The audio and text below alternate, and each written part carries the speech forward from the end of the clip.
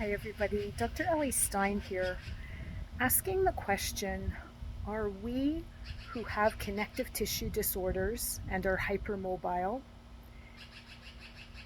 the canaries in the deuterium depletion coal mine? So let me unpack that question.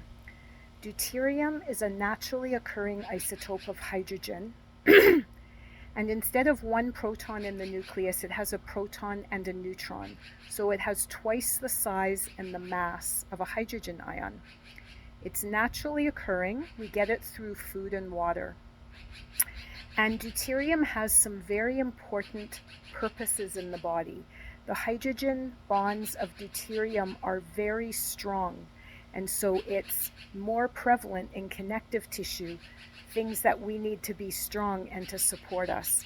And in animals that fly fast and dive deep, they have a lot of deuterium in their connective tissue. However, there's some problems with deuterium. It's too big to fit through the electron transport chain, and it actually breaks the ATPase at the end of that process so that the mitochondria can't make energy. Deuterium enhances the capacity of cancer cells to grow, and it causes metabolic problems and chronic disease in general because of its impact on energy. So like everything else in nature, there's pros and cons to deuterium.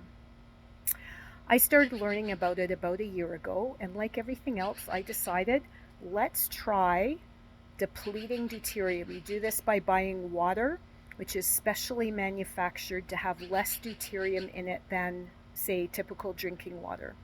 And you take a little bit of it every day, and sure enough, over 2 months, I tested at the beginning and the end, my deuterium level had dropped quite a bit. During that same time is when my sore foot became really problematic. Now, at first I didn't kind of clue in that there might be any connection, but I did notice it. I stopped the deuterium. I went on crutches, went to physio. Many of you know the sad story. And my foot slowly started improving. Then I did an experiment. I started deuterium depleted water, DDW again, in about May.